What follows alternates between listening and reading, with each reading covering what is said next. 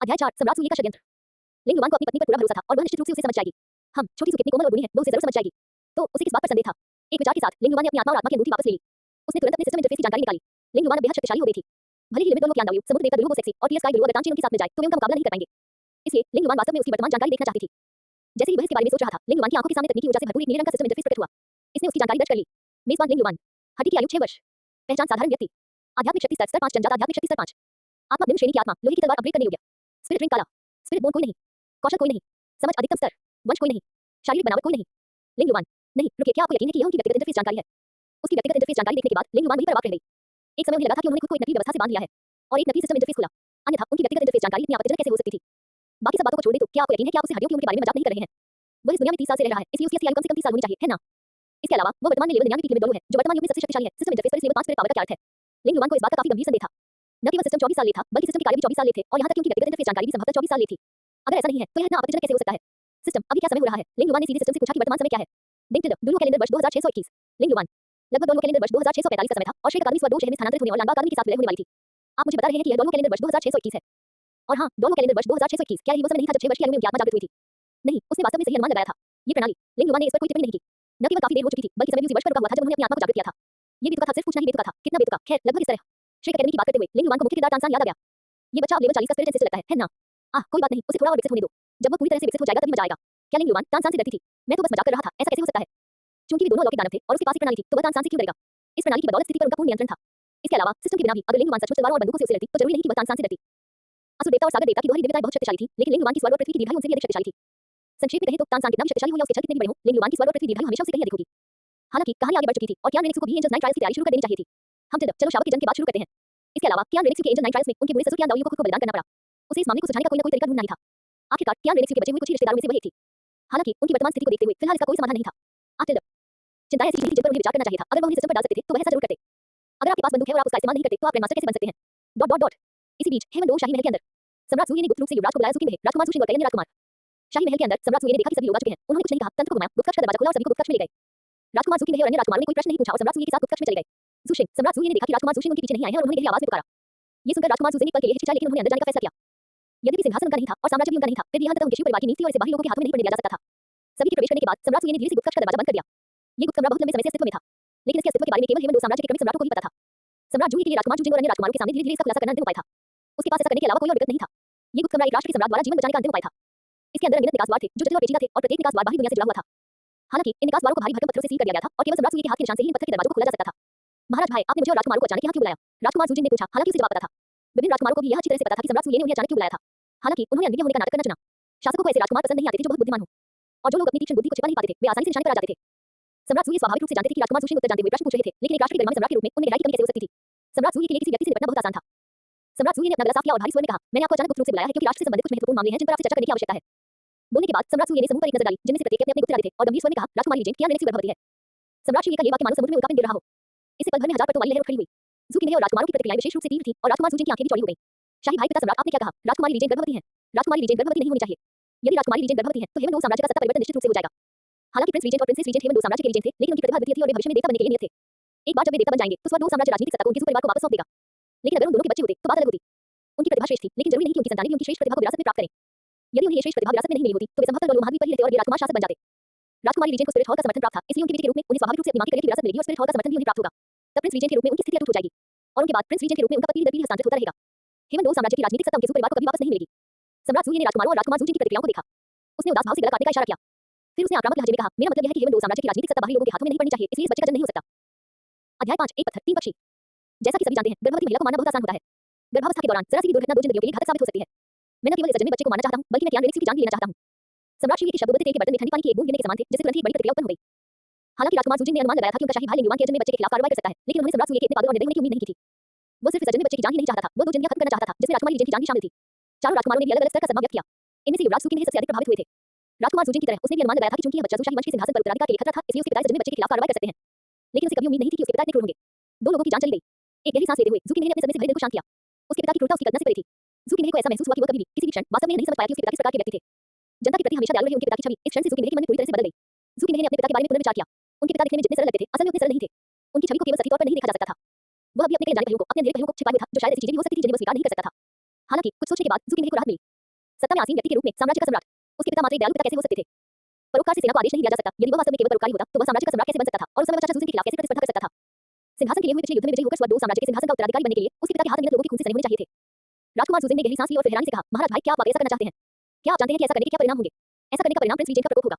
राजकुमार reagent के क्रोध के अलावा राजकुमारी रीजेंट के पीछे स्थित स्पिरिट हॉल का क्रोध भी है। चाहे ये राजकुमार रीजेंट का क्रोध हो या राजकुमारी रीजेंट के पीछे स्थित स्पिरिट हॉल का क्रोध, इनमें से किसी को भी हमारा शिवशाही वंश सहन नहीं कर सकता। यदि हम ऐसा करते हैं तो हमारे शिवशाही वंश का विनाश निश्चित है। राजकुमार सुजन का चेहरा बेहद गंभीर था क्योंकि उन्होंने एक एक करके सभी फायदे और नुकसान और भयावह संबंधों का ब्यौरा दिया। वह भय फैलाने वाला व्यक्ति नहीं था। स्पिरिट हॉल या प्रिंस रीजेंट ऐसे लोग नहीं थे जिन्हें उनका शिवशाही वंश उकसाने का जोखिम उठा सकता था। फिलहाल स्पिरिट हॉल का जिक्र भी न करें। महावीर की नंबर एक शक्ति जिसके पास उनके साम्राज्य के बराबर भयावह ताकत है। और जहां तक राजकुमार रीजेंट लिंग युवान की बात है तो यह और भी अधिक सच है। साम्राज्य का राजकुमार शासक बनने का उसका कारण जनसमर्थन या सैन्य उपलब्धियां नहीं थी, बल्कि अकेले दम पर एक देश को नष्ट करने की उसकी भयावह क्षमता थी। पहले तो उन्हें विश्वास ही नहीं हुआ कि प्रिंस रीजेंट के पास अकेले ही एक देश को नष्ट करने की इतनी भयानक शक्ति है। जब तक कि लिंग युवान ने आकाश को हिला देने वाला तलवार का प्रहार नहीं किया जिससे उनकी नदी दो हिस्सों में कट गई और पलक झपकते ही उसने उस नदी के पास के जंगल को पूरी तरह नष्ट कर दिया। इसके अलावा तलवार चलाने के बाद उसने कहा कि उस बार में उसकी शक्ति का केवल 10वां हिस्सा ही इस्तेमाल हुआ था। अपनी शक्ति के केवल 10वें हिस्से से ही वह नदियों को काट सकता था और जंगलों को नष्ट कर सकता था। अगर वह एक या दो 10वें हिस्से का इस्तेमाल करे तो क्या वह एक ही हमले में किसी शहर को नष्ट कर सकता है? तब से उनके पास इस भयावह तथ्य पर विश्वास करने के अलावा कोई विकल्प नहीं बचा था। लिंग युवान अकेले व्यक्ति और एक तलवार के बल पर वास्तव में एक देश को नष्ट करने की भयावह शक्ति रखता था। तभी वे उन्हें राजगद्दी की शक्ति सौंपने के लिए तैयार हुए और उन्हें सम्राट से भी ऊपर का दर्जा प्राप्त साम्राज्य का राजकुमार रीजेंट बनने दिया। ये सुनकर सम्राट सुये की आंखों में एक तीखी चमक आ गई और उन्होंने बार-बार उपहास करते हुए कहा, महाराज भाई, आपका ज्ञान अभी भी बहुत सही है। आप केवल ऊपरी सतह को देखते हैं और गहरे अर्थ को नहीं समझ पाते। जब मैंने इस योजना के बारे में सोचा तो मैंने पहले ही भागने के सभी रास्ते सोच लिए थे। राजकुमारी रीजेंट के दो जीवन खोने से हमारे शिवशाही वंश को केवल लाभ ही होगा, कोई नुकसान नहीं। ये सुनकर राजकुमार सुशिंग और चारों राजकुमार अचंभित रह गए। उन्होंने पूछा, भला इससे सिर्फ फायदे ही फायदे कैसे हो सकते हैं? सम्राट सूर्य ने विस्तार से समझाया, यदि राजकुमारी रीजेंट को कुछ हो जाता है तो आपके विचार से सबसे अधिक चिंतित कौन होगा? राजकुमार सुजिन ने लगभग बिना किसी झिझक के सीधे-सीधे कहा, राजकुमार रीजेंट लिंग युवान। सम्राट सूर्य ने सिर हिलाकर कहा, और उनके अलावा? बगल में खड़ी युवराज सुकिंग ने एक पल सोचा और फिर कहा, वह व्यक्ति स्पिरिट हॉल से आया है। सुकिंग स्पिरिट हॉल के महापुजारी का जिक्र कर रहे थे जो वर्तमान के 3 सुपर डॉलों में से एक एंजल डॉलो कियान दाओयू थे। सम्राट सूर्य ने सुकिंग की ओर सहमति भरी नजरों से देखते हुए फिर से हिलाया। किंग सही कह रही है, अगर राजकुमारी रीजेंट के अलावा दो और लोगों की जान चली जाती है तो प्रिंस रीजेंट लिंग युवान के अलावा स्पिरिट हॉल का वो व्यक्ति सबसे ज्यादा क्रोधित होगा।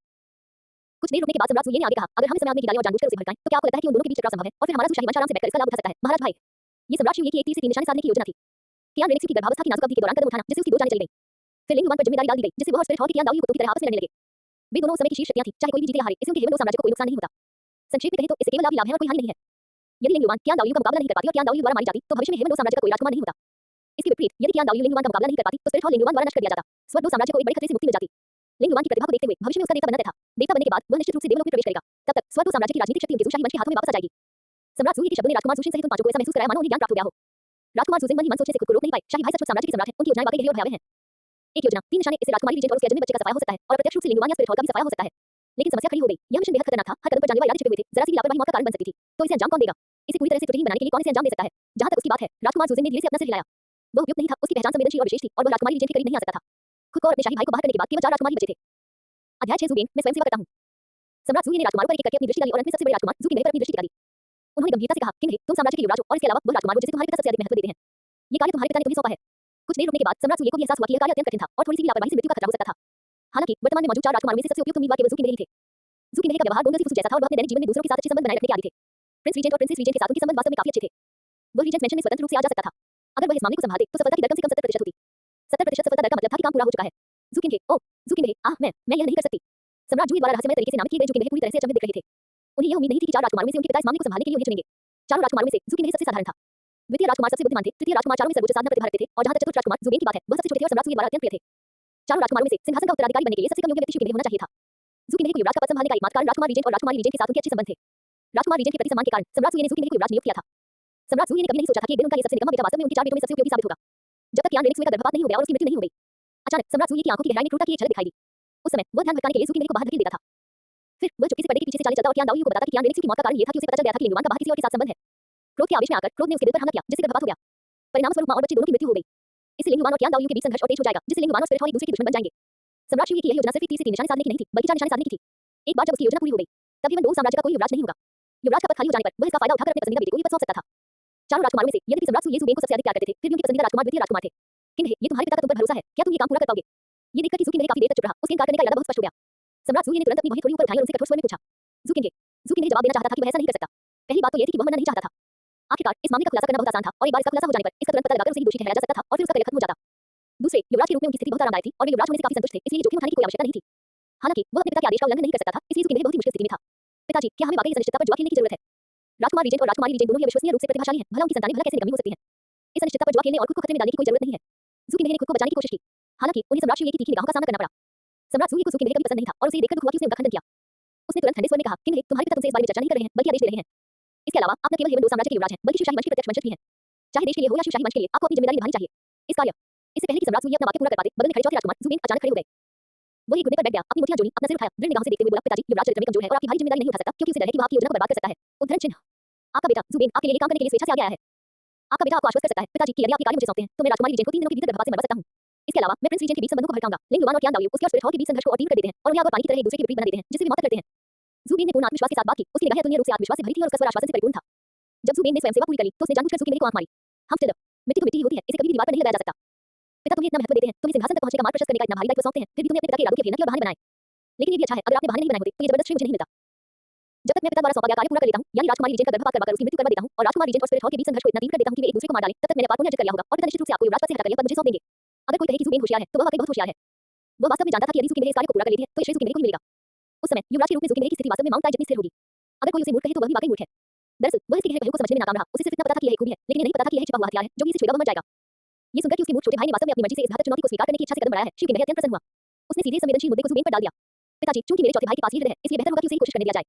और चूंकि चौथे भाई ने इसकी गारंटी देने का साहस किया है, इसलिए मेरा मानना है कि उन्हें पहले से ही पूरा भरोसा है। सम्राट सूर्य ने जुबेन पर एक नजर डाली। अपने सबसे छोटे बेटे के लिए सम्राट सूर्य अभी उसे काफी पसंद करते थे। परिवार में माता-पिता आमतौर पर छोटे बेटे को ज्यादा पसंद करते हैं। सबसे बड़ा बेटा घर से बाहर निकलने के लिए उपयुक्त है और दूसरा बेटा पारिवारिक व्यवसाय को संभालने के लिए उपयुक्त है। सम्राट सूर्य मूल रूप से जुबेन को ये कार्य सौंपना नहीं चाहते थे, लेकिन दुर्भाग्यवश जुबेन ने अपनी मूर्खता के कारण खुद ही अपने पीछे हटने का रास्ता रोक लिया। जुकिंदे की जानबूझकर की गई उत्साह के साथ सम्राट सूर्य पल के लिए भी उसे मना नहीं कर सकते थे और उसे बचने का कोई रास्ता नहीं दे सकते थे। हालांकि सम्राट सूर्य फिर भी उसे समझाने की कोशिश करना चाहते थे, इस उम्मीद में कि जुबेन समय रहते खतरे को समझ जाएगा और अपना निर्णय वापस ले लें। एक और कदम आगे बढ़ाना एक कथा होगी और एक कदम पीछे हटना एक विशाल आकाश होगा। बेंगर, क्या आप वाकई इस काम को स्वीकार करना चाहते हैं? क्या आपको इस कार्य में निहित खतरे की स्तर का अंदाजा है? एक छोटी सी लापरवाही भयानक खाई को जन्म देगी, 10 लोगों की मौत होगी और कोई जीवित नहीं बचेगा, यहाँ तक कि आपके पिता भी इसमें फंस जाएंगे और इस वजह से हमारा शिवशाही वंश भी नष्ट हो सकता है। जुबेन ने इसे पहले ही स्पष्ट रूप से देख लिया था। यह एक बहुत बड़ी उपलब्धि थी, तो वह इसे भला कैसे छोड़ सकता था? हालांकि कियान रेनिक्स को मारना कुछ हद तक मुश्किल था, लेकिन अगर वह एक गर्भवती महिला से भी ठीक से निपट नहीं सकता, तो भविष्य में वह किसी देश का सम्राट कैसे बन सकता है? इसलिए जुबेन ने अचानक मुट्ठी बांधकर न्यायपूर्वक कहा, पिताजी, आपका पुत्र स्वेच्छा से कार्य पूरा करने की गारंटी देता है। अध्याय 7, दंपति का दैनिक जीवन। सम्राट सूर्य, इसे बचाया नहीं जा सका, सचमुच इसे बिल्कुल भी बचाया नहीं जा सका। कहावत के अनुसार मूर्खों की मृत्यु निश्चित है और सम्राट सूर्य ने आखिरकार आज इसे देख लिया। जी हाँ महाराज, चूंकि चौथे भाई ने स्वेच्छा से यह जिम्मेदारी ली है, तो आइए हम उन्हें ही इस मामले को संभालने दें। चारों राजकुमारों में सबसे बुद्धिमान होने के नाते दूसरे राजकुमार को पता था कि यह एक धन्यवादहीन कार्य है। सीधे शब्दों में कहें तो यह एक धन्यवाद कार्य था, स्पष्ट शब्दों में कहें तो यह एक मृत्युदंड था। बड़े भाई का स्वभाव काय था और उसे जाने देना सफलता की गारंटी नहीं दे सकता था। यदि बड़े भाई इस कार्य को पूरा करने में विफल रहे, तो अंततः ये जिम्मेदारी उनके स्वयं के कंधों पर यानी दूसरे राजकुमार के कंधों पर आ सकती है। इसलिए जब उसने देखा कि मूर्ख जुबेन खुद ही कूद पड़ा है, तो वह बस हालात के साथ बह गया। चूंकि चौथा भाई इतना आत्मविश्वासी है, इसलिए सम्राट को उसे खुद को साबित करने का मौका देना चाहिए। ये देखकर तीसरे राजकुमार ने भी अपनी बात रखी। चारों राजकुमारों में सबसे अधिक साधना प्रतिभा वाले होने के नाते तीसरे राजकुमार को उस पर की ज्यादा परवाह नहीं थी। लेकिन जुबेन को खुद को साबित करने के लिए इतना उत्सुक देखकर उन्हें लगा कि शाही पिता को वास्तव में उसे एक मौका देना चाहिए। तभी अन्य राजकुमारों के दिलों में डर नहीं लगेगा। मुझे उम्मीद है कि महाराजा मेरी विनती मान लेंगे। जुबेन ने देखा कि उसके दूसरे और तीसरे भाई, जिनके साथ उसके आमतौर पर अच्छे संबंध नहीं थे, अब उसके लिए रो रहे थे। हालांकि उसे इसका कारण समझ नहीं आया, फिर भी वह उत्साहित होने से खुद को रोक नहीं पाया। बहुत बढ़िया, कोई भी इसके लिए उससे लड़ नहीं रहा था। इस तरह सम्राट के पास इस कार्य को उसे सौंपने के अलावा कोई विकल्प नहीं बचेगा। इस तरह वह खुद को साबित कर सकेगा। शिवबेन सचमुच ईश्वर उसकी मदद कर रहा था। हाँ टिल्ड। राजकुमारी रीजेंट कियान रेनिक्स अगले साल इसी समय आपकी पुण्यतिथि होगी। ऐसा प्रतीत होता था कि जुबेन ने निकट भविष्य को पहले ही देख लिया था, जिसमें वह 5 पंजों वाले ड्रैगन का वस्त्र पहनेगा, 12 लटकनों वाला मुकुट धारण करेगा, दुनिया पर शासन करेगा और स्वर्ग को साम्राज्य का सम्राट बनेगा। ऐसी स्थिति में सम्राट पिता ये कार्य आपको सौंप देंगे। बेंगर, याद रखना कि खुद पर जबरदस्ती मत करो। यदि आप वास्तव में इसे पूरा नहीं कर सकते, तो आपको अतिवादी उपाय नहीं अपनाने चाहिए। आखिरकार वो वही राजकुमार था जिसे सम्राट सूर्य सबसे ज्यादा प्यार करते थे और सम्राट सूर्य अंततः जुबेन के लिए एक रास्ता छोड़ना चाहते थे। हालांकि जुबेन को लगा कि सम्राट सूर्य उसे नीचा देख रहे हैं और उसे वास्तव में अक्षम और एक तैयार समझते हैं। वह अपनी जीत चटकाए बिना नहीं रह सका और बोला, महाराज पिता, कृपया अपने पुत्र को कम मत समझिए। मेरी क्षमताएं आपकी कल्पना से कहीं अधिक हैं। बस अतीत में मेरे चाचा सुशी की सलाह मानकर अपनी तलवार छिपा ली थी, इसलिए मैं हमेशा अपनी धार छुपाता रहा हूं। अपनी काबिलियत को छिपाने के मामले में जुबेन शिकायत किए बिना नहीं रह सका। अगर उसने राजकुमार जुबेन की बेतु की सलाह न मानी होती, तो वह अब तक छिपा न होता। वही सच्चा अजगर था जो 9 आकाशों से ऊपर उड़ने के लिए पैदा हुआ था। अपनी शक्ति को छिपाकर वह केवल कीचड़ में डूबा हुआ जल ही रह सकता था। सम्राट सूर्य निराशाजनक, बिल्कुल निराशाजनक। ईश्वर तुल्य विरोधियों से डर नहीं लगता, बल्कि इस वजह से साथियों से डर लगता है। मेरे बेटे, भविष्य में जब तुम परलोक में होगे, तो समय तुम्हें न बचाने के लिए अपने सम्राट को दोष मत देना। आपके शाही पिता ने अपनी ओर से सर्वोत्तम प्रयास कर लिया है। बात सिर्फ इतनी सी है कि तुमने जानबूझकर मौत को बलि लगाया, अंधे और अज्ञानी होकर ये देखने में विफल रहे कि यह छिपा हुआ तेज धार वाला हथियार था। हालांकि सम्राट सूर्य ने शिवबेन के शब्दों से एक महत्वपूर्ण जानकारी भी सुनी। जुबेन द्वारा अतीत में अपनी धार को छुपाने और अपनी तलवार को छिपाकर रखने का कारण राजकुमार सुजिन का मार्गदर्शन था। सम्राट सूर्य की पैनी निगाहें पल भर में जुजिन पर टिक गईं। एक शासक के रूप में सभी राजकुमारों से सावधान रहना उनकी स्वाभाविक प्रवृत्ति थी। प्रिंस सुजिन, जुबेन, तुम मूर्ख थे, तुम सचमुच अपने साथियों को नुकसान पहुंचा रहे हो। अगर मुझे पता होता कि तुम इतने मूर्ख हो, तो मुझे तुम्हें उस समय प्राणा ही नहीं चाहिए था। राजकुमार सुजिन को भी यह उम्मीद नहीं थी कि जुबेन के शब्दों के कारण वह अपने ऊपर मुसीबत मोल ले लेगा और शासक की सतर्कता को आकर्षित करेगा। यह एक राजकुमार के लिए बेहद खतरनाक था। हालांकि सौभाग्य से अब उन दोनों का एक बेहद शक्तिशाली दुश्मन था और एक शक्तिशाली बाहरी दुश्मन उन्हें थोड़े समय के लिए सहयोग करने और बाहरी ताकतों के खिलाफ एकजुट होने के लिए मजबूर कर देगा। रीजेंट्स मैंशन के अंदर समय जाने में ही संध्या काल में पहुंच गया था। लिंग युवान शाम तक इसी मुद्रा में रही।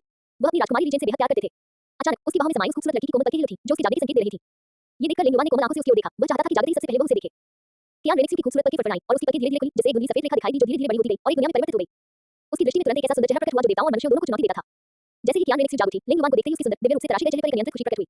साथ ही उनके चेहरे पर थोड़ी सी उदासी भी झलक रही थी। पतिदेव, क्या आप पूरे समय यहीं थे? क्या सूर्य ने आपको थका दिया? पतिदेव, सूर्य से मालिश करवाए। ये सोचकर कि लिंग युवान ने उसकी झपकी में खलल न डालने के लिए पूरी दोपहर की मुद्रा में बिताई होगी, उसका शरीर बहुत दुख रहा होगा और कियान रेनिक्स को हंसी पीड़ा महसूस हुई। इसलिए उसने पहल करते हुए उसे मालिश की पेशकश की ताकि उसकी मांसपेशियों को आराम मिल सके और इतने लंबे समय तक एक ही स्थिति में रहने के कारण होने वाले दर्द से राहत मिल सके। साथ ही उसने इतनी ज्यादा नींद आने और इतनी देर तक सोने के लिए खुद को दोषी ठहराया। और वह सीधे अपने पति की बाहों में क्यों सो गई? राजकुमारी रीजेंट बहुत ही गुणी और विचारशील थी और उनकी आंखों में दिख रहा आत्मनिंदा का भाव हृदय विदारक था। आत्मनिंदा से भरी, फिर भी उसके लिए पूरी तरह से देखभाल और दिल की दर्द से भरी उन आंखों को देखकर लिंग युवान ने भले ही उसका शरीर वास्तव में दुख रहा था, धीरे से अपना सिर हिलाकर ये संकेत दिया कि उसे इसकी आवश्यकता नहीं है। इसके अलावा उसकी पत्नी का पेट पहले से ही बड़ा था, उसे उसके कंधों को मलने, उसकी पीठ थपथपाने और उसकी हड्डियों की मालिश करने देना सरासर अनुचित था। कोई जरूरत नहीं। लिंग युवान अपना वाक्य पूरा कर पाता, तभी एक सख्त नजर ने उसे रोक दिया। कियान रेनिक्स, पतिदेव, आपको मुझे मना करने की अनुमति नहीं है। गर्भवती महिला की भावनाएं परिवर्तनशील होती हैं, एक पल वह हंस रही होती है और अगले पल वह गुस्से से उबर रही होती है। कियान रेनिक्स के गर्भवती होने के बाद से लिंग युवान को इस बात की गहरी समझ थी। यदि आपकी पत्नी आपको मसाज देने पर जोर देती है तो आप क्या कर सकते हैं? लिंग युवान ने इशारा किया कि वह उसे केवल लाड प्यार ही कर सकता है। वह क्या कर सकता है? क्या वह उसे मालिश करने से मना कर सकता था? ठीक है फिर। मुझे अचानक महसूस हो रहा है कि मेरे कंधे काफी दुख रहे हैं। न केवल मेरे कंधे दुख रहे हैं, बल्कि लंबे समय तक नहीं दुखने के कारण मेरी गर्दन में भी थोड़ी असहजता महसूस हो रही है। लिंग युवान ने उसके शरीर को ध्यान से महसूस करने के बाद कियान रेनिक्स से कहा। कियान रेनिक्स ने लिंग युवान की गोद से उठते समय अपने पेट को ढांक लिया, फिर उसे रॉकिंग चेयर पर सीधा बिठाया, उसके पीछे चली गई और कुशलतापूर्वक उसकी मालिश करने लगी। पति, जुए का कौशल कैसा है? काफी समय हो गया है, क्या इसकी गुणवत्ता थोड़ी कम हो गई है? कियान रेनिक्स ने खड़े-खड़े थक जाने के कारण लिंग युवान को कुछ बार धक्का दिया। इसलिए वह थोड़ा झुकी और लिंग युवान से कोमल स्वर में पूछा। लिंग युवान ने सिर हिलाया, अंगूठा ऊपर किया और सहमति जताते हुए कहा, अच्छा, मेरी पत्नी का कौशल सर्वश्रेष्ठ है, पूरी दुनिया में सर्वश्रेष्ठ। इतनी अच्छी पत्नी से विवाह कर पाना मेरे जीवन का सबसे बड़ा सम्मान है और उससे भी बढ़कर यह एक ऐसा आशीर्वाद है जिसे मैंने अपने पिछले जीवन में अर्जित किया था। ये कहना जरूरी है कि उनकी पत्नी को मेरी मालिश वाकई बेहद आरामदायक थी। लिंग युवान बिल्कुल भी बेईमान नहीं थी। पतिदेव, आपसे विवाह कर पाना मेरे लिए भी सौभाग्य की बात है। कियान रेनिक्स ने भी मधुर मुस्कान बिखेरी और उसके हाथ और भी कोमल हो गए। अध्याय 8, कियान रेनिक्स की उलझन दूर हुई। पतिदेव, हम स्वर्ग साम्राज्य का स्पिरिट हॉल में आधिकारिक रूप से विलय कब करेंगे? मालिश के बीच में ही कियान रेनिक्स ने लिंग युवान से पूछा। क्योंकि लिंग युवान ने जनता के हित में कई लाभकारी नीतियां लागू की थी, जिससे नागरिकों को सुखी जीवन जीने का अवसर मिला, इसलिए अब राजकुमार और राजकुमारी रीजेंट साम्राज्य के सभी लोगों के दिलों में बसे हुए थे। लोगों की उनके और लिंग युवान के प्रति निष्ठा शिवशाही वंश की प्रति निष्ठा से भी कहीं अधिक गहरी थी। यदि लिंग युवान अब राजवंशों को बदलना चाहता और स्वतंत्र सोच और खुले विचारों वाली जनता वाला राष्ट्र स्थापित करना चाहता, तो उसे केवल ऊंचे स्थान पर खड़े होकर अपनी बाहें उठाकर चिल्लाना होता और पूरे साम्राज्य में अनगिनत नागरिक उसका जवाब देते। लिंग युवान ने अपनी आंखें बंद रखी और कियान रेनिक्स की मालिश का आनंद लिया और उसकी बातें सुनकर उसने अपना सिर थोड़ा सा हिलाया। फिर उन्होंने कहा, जल्दी नहीं है। लिंग युवान को चिंता थी कि कियान रेनिक्स शायद जरूरत से ज्यादा सोच रही होगी। ये गलतफहमी थी कि वह राजकुमार रीजेंट का पद छोड़ने के लिए अनिच्छुक था, इसलिए वह स्वर्ग साम्राज्य को स्पिरिट हॉल में विलय नहीं करना चाहता था। इसलिए उसने जल्दी से उसे समझाया, दरअसल ऐसा नहीं है कि मैं राजकुमार का पद छोड़ने के लिए अनिच्छुक हूं, बल्कि अभी मैं स्वर्ग साम्राज्य का स्पिरिट हॉल में विलय इसलिए नहीं कर रहा हूं क्योंकि अभी समय सही नहीं है। इसके अलावा हिमन साम्राज्य का स्पिरिट हॉल में विलय करना मेरे लिए बिल्कुल भी नुकसानदेह नहीं होगा। आप स्पिरिट हॉल के युवा स्वामी हैं, इसके भावी स्वामी हैं और भविष्य में आप स्पिरिट हॉल के उत्तराधिकारी बनेंगे। और चूंकि तुम मेरी हो, इसलिए भविष्य में स्पिरिट हॉल भी मेरा ही होगा। इसलिए मैं भला इस राजकुमार रीजेंट के पद को छोड़ने में अनिच्छुक कैसे हो सकता हूं? एक बार जब हेमन साम्राज्य स्पिरिट हॉल में विलीन हो जाएगा, तो वह वास्तव में स्पिरिट साम्राज्य बन जाएगा और स्पिरिट साम्राज्य महाद्वीपीय होगा। लेकिन हेमन साम्राज्य तो बस हेमन साम्राज्य ही था, हेमन साम्राज्य का एक राजकुमार भला स्पिरिट साम्राज्य के सम्राट से कैसे तुलना कर सकता था? लिंग युवान अभी तिल और तरबूज के बीच अंतर बता सकती थी। बेशक लिंग युवान को इन चीजों की कोई इच्छा नहीं थी। निरंकुश सत्ता के सामने ये चीजें महज क्षणिक बादलों के समान थी। उन्होंने हेमन साम्राज्य के राजकुमार रीजेंट की भूमिका केवल इसलिए निभाई ताकि वे हेमन साम्राज्य को कियान रेनिक्स को उपहार में दे सके। आखिरकार पत्नी को लाड प्यार देना ही तो चाहिए। ये सुनकर कियान रेनिक्स ने इस बारे में सोचा और पाया कि यह सच है। इसलिए उसने इस बारे में ज्यादा नहीं सोचा। लेकिन फिर दोबारा अपने पति के लहजे को सुनकर ऐसा क्यों लग रहा था कि वह बेशर्मी से उस पर निर्भर है। और वह अपने पति के बारे में ऐसा नहीं सोचती थी, उसका पति मानसिक रूप से उसकी बदनामी कर रहा था। इसलिए कियान रेनिक्स ने लिंग युवान को थोड़ा और जोर से चुटकी काटी, अपना थोड़ा बहुत गुस्सा दिखाते हुए। उसकी उंगलियों ने लिंग युवान की पीठ पर मांस को चुटकी से पकड़ा, फिर उसे मुड़ा और पूरा चक्कर घुमाया। मैं तुम्हारा कैसे हूं, इसे इतनी झिझक के साथ मत कहो। कियान रेनिक्स के सुंदर चेहरे पर हल्की सी शर्मिंदगी झलक उठी, उसकी आवाज धीमी थी और वह वाकई बाकी हिस्से को कहने की हिम्मत नहीं कर पा रही थी। लिंग युवान मुस्कुराया, मुड़ा कियान रेनिक्स को अपनी बाहों में भर लिया और बोला, तुम मेरी हो, है ना? क्या इसमें कुछ गलत है? क्या तुम मेरी नहीं हो? कियान रेनिक्स, क्या ये व्यक्ति बोल नहीं सकता, इतनी बेबाकी से बोलता है? वो लगभग हद से ज्यादा शर्मिंदा थी। हालांकि वह दिल और शरीर दोनों से वास्तव में लिंग युवान की ही थी। लेकिन ऐसी बातें इतनी सीधी-सादी नहीं कहनी चाहिए। क्या उसे मान सम्मान की जरूरत नहीं है? उसे अभी मान सम्मान चाहिए था। लेकिन वह अभी आज्ञाकारी और ईमानदारी से लिंग युवान की गोद में बैठी थी, उसके सीने से सटी हुई थी। जहां तक लिंग युवान की बात है, उसने स्वाभाविक रूप से उन चीजों को छूना शुरू कर दिया जिन्हें वो छूना पसंद करता था। यही उसकी एकमात्र छोटी सी बुरी आदत थी। नहीं, इसे मामूली बुराई कैसे कहा जा सकता है? ये दुनिया के सभी लड़कों का एक सामान्य लक्षण है, पुरुष बनने तक लड़के ही रहते हैं। कियान रेनिक्स ने देखा कि उसकी फिर से तलाशी ली जा रही है और उसने अपना मुंह बंद रखा, चुप रही। हालांकि उसे यह जानने की उत्सुकता थी कि उसकी पत्नी ने ऐसा क्यों कहा कि अभी समय उपयुक्त नहीं है। ये कब पकेगा? उसे लगा कि यह काफी पक चुका है। हेमन साम्राज्य अब पूरी तरह से उसके हाथ में था और यद्यपि उसका पति राजकुमार रीजेंट था, वह चीजों को संभाल नहीं पा रहा था। उनके पास केवल प्रिंस रीजेंट का पद था। अगर वह किसी कंपनी का चेयरमैन होता, तो वह ऐसा व्यक्ति होता जो हर काम दूसरों को सौंप देता। पतिदेव, आपका ये कहने का क्या मतलब है कि अभी समय उपयुक्त नहीं है? हेमन साम्राज्य पूरी तरह से मेरे नियंत्रण में है। इन वर्षों में शाही दरबार के अधिकारियों को लगातार बदला गया है। मेरे कई बार प्रतिस्थापन के बाद शाही दरबार वैसा नहीं रहा जैसा पहले था। सम्राट सूर्य की राजनीतिक और सैन्य शक्ति लगभग पूरी तरह से खोखली हो चुकी है, वह महज एक कठपुतली है। राजकुमार सुजेन के हाथों में जो सैन्य शक्ति थी, उसका 2/3 हिस्सा मैंने वापस ले लिया है। वर्तमान हेमन साम्राज्य में कियान रेनिक्स को वास्तव में ऐसा लगा कि अगर वह देश का अपना बदल दे, तो एक भी व्यक्ति आपत्ति का एक शब्द नहीं कहेगा। अगर यह पका हुआ नहीं है, तो फिर क्या पका हुआ है? लिंग युवान स्वाभाविक रूप से जानती थी कि हेमन साम्राज्य की 90% राजनीतिक और सैन्य शक्ति कियान रेनिक्स के हाथों में थी। कियान रेनिक्स के पास वास्तव में बिना एक बूंद खून बहाए सम्राट सूर्य को हटाकर स्वयं सम्राट बनने की क्षमता थी। लेकिन वह वास्तव में ऐसा नहीं कर सकती थी। ऐसा करना अनुचित और अवैध होगा और इसके परिणामस्वरूप बाद में कई अनावश्यक परेशानियां उत्पन्न होंगी। उदाहरण के लिए, क्योंकि सिंहासन अवैध रूप से प्राप्त किया गया था, इसलिए चारों ओर से जागीरदार राजा विद्रोह कर देंगे। इसलिए उन्होंने शांत भाव से कहा, तथाकथित रूप से समय की कमी का मतलब है कि हमें शिवशाही वंश से छुटकारा पाने के लिए एक वैध कारण की आवश्यकता है। लिंग युवान ने कियान रेनिक्स के थोड़े उबले हुए पेट को देखा, अपनी हथेली को ऊपर से नीचे की ओर ले जाकर धीरे से उसे सहलाया। उसने फुसफुसाते हुए कहा, लेकिन मुझे लगता है कि यह समय जल्दी आने वाला है। कुछ लोग तो अपना धैर्य खोने ही वाले हैं। कियान रेनिक्स को बिल्कुल भी समझ नहीं आया। उसे लगा कि लिंग युवान के शब्द बहुत गहरे अर्थ वाले थे। कुछ लोगों के धैर्य खोने का क्या मतलब था? समझ नहीं आया। कियान रेनिक्स के हैरान चेहरे को देखकर लिंग युवान ने हल्की मुस्कान के साथ पूछा। कियान रेनिक्स ने सहमति में सिर हिलाया और गुनगुनाया, हम चंद। लिंग युवान ने धैर्यपूर्वक समझाया, उसकी उंगलियां धीरे से उसके थोड़े उबले हुए पेट को थपथपा रही थी। क्योंकि हमारे पास एक उत्तराधिकारी है। मैं राजकुमार रीजेंट के रूप में सेवा करता हूं, आप राजकुमारी रीजेंट के रूप में सेवा करती हैं। सम्राट सूर्य इतने समय तक इसे कैसे सहन कर पाए हैं? लिंग युवान ने कियान रेनिक्स से पूछा। कियान रेनिक्स ने बिना ज्यादा सोचे समझे सीधे जवाब दे दिया, क्योंकि वह जानता है कि हमारी प्रतिभा के बल पर हम भविष्य में देवता बनने के लिए पैदा हुए हैं। और एक बार जब हम देवता बन जाएंगे, तो हम देवलोक में चले जाएंगे। एक बार जब हम देवलोक में पहुंच जाते हैं, तो हम महाद्वीप पर अपनी स्थिति अपने साथ नहीं ले जा सकते। सम्राट सूर्य का मानना था कि हेमन साम्राज्य की राजनीतिक शक्ति देवसवेरों के सुशाही वंश के हाथों में वापस आ जाएगी और चूंकि वास्तव में उन्हें हमसे मुकाबला करने की कोई क्षमता नहीं थी, इसलिए वे हमें तब तक बर्दाश्त करते रहे जब तक कि उन्होंने अपनी राजनीतिक और सैन्य शक्ति को दी और पूरी तरह से एक कठपुतली बन गए। बुरा नहीं, लिंग युवान ने सिर हिलाते हुए कियान रेनिक्स की बुद्धिमत्ता की प्रशंसा की। ये बात बिल्कुल सच थी। लिंग युवान ने अपनी उंगलियों से अपने पेट पर छोटे-छोटे गोले बनाए और सपाट स्वर में कहा, अब जब तुम्हारा बच्चा पैदा होने वाला है, तो हमारे पास एक वारिस होगा। ये कहने के बाद लिंग युवान ने सीधे कियान रेनिक्स की आंखों में देखा और उसकी अपनी आंखों में भी हत्या का भाव कौन गया। उसने व्यंग्य करते हुए कियान रेनिक्स से पूछा, तो पत्नी तुम्हें क्या लगता है कि वे क्या करेंगे? कियान रेनिक्स मूर्ख नहीं थी, वो तुरंत समझ गई कि लिंग युवान का क्या मतलब था। उसका चेहरा पल भर में पीला पड़ गया। अध्याय 9, हत्या का भयावह इरादा। तुरंत ही वह हत्या के इरादे से भर उठी। उसका पूरा अस्तित्व एक अंतहीन हत्यारे आभा से घिरा हुआ प्रतीत हुआ, जो भयावह और डरावना था। उसकी आवाज बर्फीली थी, मानो वह पाताल लोगों की गहराई से आई हो। इसके अंदर की भयानक ठंड हर चीज को जमा देने में सक्षम प्रतीत होती थी। वे मेरे गर्भ में पल रहे बच्चे को नुकसान पहुंचाना चाहते हैं। जैसे ही उसने बोलना शुरू किया, कियान रेनिक्स के शरीर से सुनहरी आध्यात्मिक शक्ति का प्रवाह हुआ और एक विशाल दबाव धमाके के साथ फूट पड़ा। कियान रेनिक्स अचानक खड़ी हो गई, उसका चेहरा बेहद गुस्से से भरा हुआ था। उसका यह हाव भाव देखकर मानो वह किसी को जान से मार डालने वाली हो। लिंग युवान को इसमें कोई संदेह नहीं था कि अगर उसने उसे आज जान लिया, तो वह तुरंत हेमन शाही महल की ओर जाएगी और सम्राट सूर्य एकांत कर देगी। सम्राट सूर्य ने अपने बच्चे के प्रति हत्या के इरादे रखने की हिम्मत की, यह ऐसी बात थी जिसे लिंग युवान भी बर्दाश्त नहीं कर सकती थी। लिंग युवान की उसे सिर कलम करने की इच्छा कियान रेनिक्स की इच्छा से कम तीव्र नहीं थी। हालांकि जल्दबाजी नहीं की जा सकती थी। अगर वे अभी कार्रवाई करते हैं, तो उनके पास कोई वैध औचित्य नहीं होगा और इससे केवल वे खुद ही मुसीबत में पड़ जाएंगे। हालांकि ताकत निश्चित रूप से हर चीज को दबा सकती है, लेकिन छोटी-मोटी बाधाएं अंततः परेशानी का कारण बन जाती हैं। मुझे मार डालो और हजारों और मिल जाएंगे, उन सभी को मारना संभव है। यदि कोई वैध तरीके से कार्य करना चाहता है, तो उसे धैर्य रखना चाहिए यदि कोई व्यक्ति तरीके से कार्य करना चाहता है तो उसे धैर्य रखना चाहिए और शिकार की खुद उसके पास आने का इंतजार करना चाहिए। दरअसल जब लिंग युवान को लगा कि सम्राट सूर्य उसके बच्चे और कियान रेनिक्स के लिए खतरा बन सकते हैं तो उसने पहले से ही एक अचूक जवाबी उपाय तैयार कर लिया था। पत्नी, मुझे पता है तुम चिंतित हो, लेकिन कृपया चिंता मत करो। लिंग युवान ने समय रहते कियान रेनिक्स का हाथ पकड़ लिया ताकि वह आवेग में आकर कोई कदम न उठाए और उसकी बनाई हुई सारी योजनाओं को बर्बाद न कर दे। इस बार लिंग युवान सम्राट सूर्य को अपने जाल में फंसाना चाहता था। वह न केवल पूरे शिवशाही वंश को एक ही झटके में नष्ट करना चाहता था, बल्कि उसका इरादा हेमंत साम्राज्य के सभी कुलीन परिवारों और सत्ता के दलालों को भी इसमें शामिल करने का था। संपूर्ण वर्ग संरचना को समाप्त करने से ही उच्च वर्गों की संपत्ति निश्चित स्तरों तक वापस पहुंच सकेगी, जिससे सबसे निचले तबके के लोगों के जीवन स्तर में सुधार हो सकेगा। राजनीति स्वभाव से ही रक्तपातपूर्ण होती है। एक आदर्श राष्ट्र के निर्माण के लिए लिंग युवान को रक्तपात का शिकार होना ही था। लिंग युवान द्वारा रोके जाने पर कियान रेनिक्स न केवल शांत होने में विफल हुई बल्कि और भी अधिक क्रोधित हो गई। कियान रेनिक्स ने गुस्से से भरी नजरों से लिंग युवान को घूरा। उसने उससे सवाल करते हुए कहा, जब तुम्हें सम्राट सूर्य की योजना के बारे में पता था तो तुम उदासीन कैसे रह सकते हो? क्या तुम बस देखते रहोगे जब वो हमारे बच्चे और मुझे नुकसान पहुंचाएगा? कियान रेनिक्स को गहरा दुख हुआ। गर्भवती महिला की भावनाएं लगातार बदलती रहती हैं। एक पल आसमान साफ होता है और अगले पल भयंकर तूफान आ जाता है। कियान रेनिक्स को तुरंत यह एहसास हो गया कि उसका पति अब उसे प्यार नहीं करता। हाँ, पुरुष सचमुच एक जैसे ही होते हैं। एक बार जब उन्हें अपनी मनचाही चीज मिल जाती है तो वे उसकी कदर करना भूल जाते हैं। जितना ज्यादा वह इसके बारे में सोचती, कियान रेनिक्स को उतना ही ज्यादा दुख होता और उसे उतना ही ज्यादा लगता कि यह सब व्यर्थ है। वो उसके बच्चे को जन्म देने वाली थी, फिर भी वो उसके साथ ऐसा व्यवहार कर सकता था। दादाजी सही थे, सारे पुरुष बड़े सोई होते हैं। और इसमें कोई आश्चर्य की बात नहीं है, क्योंकि जब वो और लिंग युवान पहली बार एक साथ आए थे तब उस महिला ने उसे ऐसी सलाह दी थी। ये कहना कि पुरुषों पर भरोसा नहीं किया जा सकता, कि एक लड़की को अपने आप की खूबसूरती से खिलना चाहिए। उस समय उसने उपहास उड़ाया था, ये सोचकर कि वो महिला पागल है, उसे एक अच्छा आदमी मिलने से ईर्ष्या करती है और उसकी अपनी खुशी से द्वेष रखती है। अब पीछे मुड़कर ध्यान से सोचने पर शायद वो सचमुच सही थी और वह खुद सचमुच गलत थी। ये सच है। कियान रेनिक्स ने अपने दिल में अत्यधिक कड़वाहट के साथ मुस्कुराया। वो उससे अधिक समय तक जीवित रही थी और उसने चावल की तुलना में अधिक नमक खाया था। उसका ज्ञान और अनुभव निस्संदेह उससे कहीं अधिक समृद्ध था। वो बस एक भोली भाली लड़की थी जिसे कुछ भी समझ नहीं आता था, इसलिए उसने मूर्खतापूर्ण तरीके से तथाकथित प्यार पर विश्वास कर लिया था। प्रेम दुनिया की सबसे बेकार चीज है। लिंग युवान को एहसास हुआ कि उसकी पत्नी फिर से जरूरत से ज्यादा सोच रही है। उसके चेहरे पर एक ऐसी दयनीय छवि थी जैसे वो किसी नीच व्यक्ति से मिली हो और फिर उसे छोड़ दिया गया हो। लिंग युवान को एहसास हुआ कि उसकी पत्नी फिर से जरूरत से ज्यादा सोच रही है। लिंग युवान को एहसास हुआ कि उसकी पत्नी फिर से जरूरत से ज्यादा सोच रही है। प्रेम दुनिया की सबसे बेकार चीज है। लिंग युवान को एहसास हुआ कि उसकी प्रेम दुनिया वो बस एक भोली भाली लड़की थी। वो उससे अधिक समय तक जीवित रही थी और उसने चावल की तुलना में अधिक नमक खाया था। उसका ज्ञान और अनुभव निस्संदेह उससे कहीं अधिक समृद्ध था। वो बस एक भोली भाली लड़की थी जिसे कुछ भी समझ नहीं आता था, इसलिए उसने मूर्खतापूर्ण तरीके से तथाकथित प्यार पर विश्वास कर लिया था। प्रेम दुनिया की सबसे बेकार चीज है। लिंग युवान को एहसास हुआ कि उसकी पत्नी फिर से जरूरत से ज्यादा सोच रही है। उसके चेहरे पर एक ऐसी दयनीय छवि थी जैसे वो किसी नीच व्यक्ति से मिली हो और फिर उसे छोड़ दिया गया हो।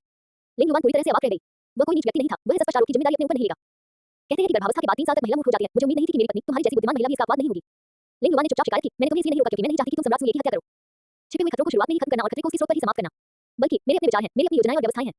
अगर तुम इस तरह जल्दबाजी में कोई काम करोगे तो इससे मेरी सारी योजनाएं और व्यवस्थाएं आसानी से बर्बाद हो जाएंगी। बाद में हेमंत साम्राज्य को प्राप्त करने के लिए और भी अधिक प्रयास और लागत की आवश्यकता होगी। लड़कियों को मनाना आसान होता है, खासकर खूबसूरत लड़कियों को। लिंग युवान ने कुछ कोमल शब्दों से उसे समझाया और कियान रेनिक्स स्पष्ट रूप से शांत हो गई। उसकी निगाहें थोड़ी शंका के साथ लिंग युवान पर टिकी थी। क्या तुमने जो कहा वो सच है? तुम मुझसे झूठ तो नहीं बोल रही हो? लिंग युवान ने भारी मन से सिर हिलाया। मैं तुमसे झूठ क्यों बोलूंगा? झूठ बोलने की क्या जरूरत है?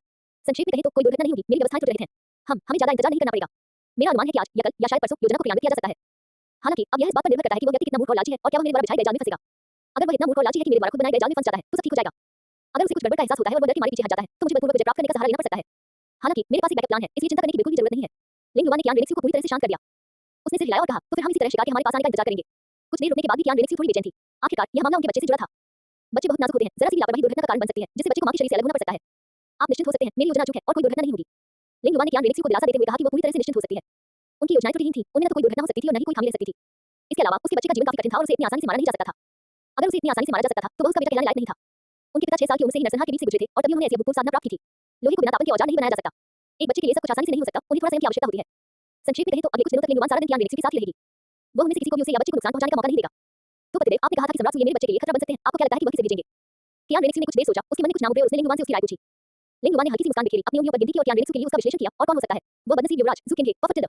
हालांकि ये युवराज मूर्ख नहीं है, वो निश्चित रूप से यह समझ जाएगा कि यह एक मौत का जाल है। यह इतना संवेदनशील मामला है क्योंकि जैसा चतुर व्यक्ति इसे आसानी से स्वीकार नहीं करेगा। दूसरा राजकुमार भी कुछ ऐसा ही है, चारों राजकुमारों में सबसे बुद्धिमान होने के नाते मुझे लगता है कि वह भी इसे बिल्कुल स्वीकार नहीं करेगा। इसके अलावा सम्राट सूर्य उसे सबसे ज्यादा पसंद करते हैं, इसलिए वो उसे ये जोखिम उठाने नहीं देंगे। शेष संभावनाएं तीसरे राजकुमार, चौथे राजकुमार और राजकुमारी ज़ुके हैं। हालांकि राजकुमारी ज़ुके में साहस नहीं है, लेकिन वही भोली और प्यारी लड़की है। भोली भाली और मासूम लड़कियां बहुत आसानी से बहकावे में आ जाती हैं, इसलिए हमें इस बात का ध्यान रखना होगा। इसलिए इन तीनों को उच्च सतर्कता की आवश्यकता है, जबकि युवराज और द्वितीय राजकुमार को केवल कम सतर्कता की आवश्यकता है। अध्याय 10 शिकार को जाल में फंसाना। तो पतिदेव, आपको मुझसे क्या करवाना है? कियान रेनिक्स ने कुछ देर सोचा और फिर पूछा। लिंग युवान ने कियान रेनिक्स को फिर से गोद में उठा लिया। उसका हाथ उसकी जान पर टिका हुआ था और वह धीरे से रेशम पर हाथ फेर रहा था। उसकी निगाहें ठंडी पड़ गईं और उसने शांत स्वर में कहा, तुम्हें कुछ करने की जरूरत नहीं है, बस आराम से बैठो और बदलाव देखो। सब कुछ मैंने पहले ही व्यवस्थित कर दिया है। युवा स्वामिनी, राजकुमार रीजेंट। लिंग युवान के बोलते ही अचानक खाली हॉल में एक आवाज गूंज उठी। अगले ही क्षण सुनहरे कपड़े से लिपटा एक व्यक्ति दरवाजे से अंदर आ गया। थोड़ा झुकने के बाद उन्होंने लिंग युवान और कियान रेनिक्स से कहा, राजकुमार, आप वास्तव में रणनीति के उस्ताद हैं। बिल्कुल वैसा ही हुआ जैसा आपने अनुमान लगाया था। जब से युवा मालकिन ने अपना जलवा दिखाना शुरू किया, तब से वह कुत्ता सम्राट सूर्य सचमुच चैन से नहीं बैठ सका। उन्होंने वास्तव में गुप्त रूप से ज़ुकिंगे, द्वितीय राजकुमार, तृतीय राजकुमार, चतुर्थ राजकुमार ज़ुबिंग और राजकुमार ज़ुजिन को बुलाया। और इसे गुप्त रखने के लिए उसने इस पर चर्चा करने के लिए उन्हें एक गुप्त कक्ष में भी बुलाया। मुझे लगता है कि वे इस समय इस बात की योजना बना रहे हैं कि युवा मालकिन के जन्मे बच्चे को कैसे नुकसान पहुंचाया जाए। जब वह बोल रहा था, स्नेहक्लांस वालों की आंखों में तीव्र हत्या का इरादा झलक रहा था।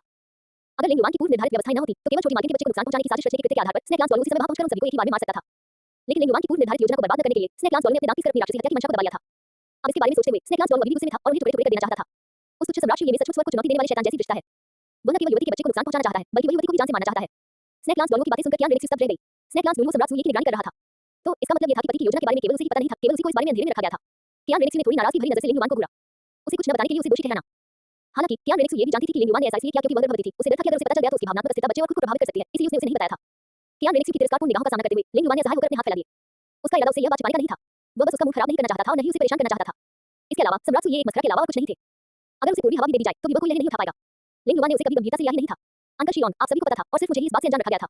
कियान रेनिक्स ने नाराजगी भरे स्वर में कहा। लेकिन वह जानती थी कि लिंग युवान ये सब अपने भले के लिए कर रही थी। तो वह गुस्सा नहीं थी, बस थोड़ी शिकायत कर रही थी। गर्भवती महिला को अपनी भावनाओं को व्यक्त करने की आवश्यकता होती है, उन्हें दबाकर रखना शरीर के लिए अच्छा नहीं होता है।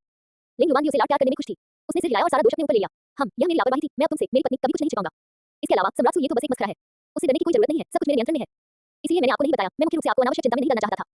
कियान रेनिक्स वास्तव में गुस्से में नहीं थी, वह बस इस बात की शिकायत कर रही थी कि लिंग युवान ने उसे यह बात छिपा कर रखी थी। इसलिए चूंकि लिंग युवान ने अपनी गलती स्वीकार कर ली और उसका रवैया बहुत अच्छा था, इसलिए उसने उसे तुरंत माफ कर दिया। किसी भी चीज से तेज। ठीक है, मैं तुम्हें माफ कर देता हूँ, लेकिन आप भविष्य में ऐसा दोबारा नहीं कर सकते।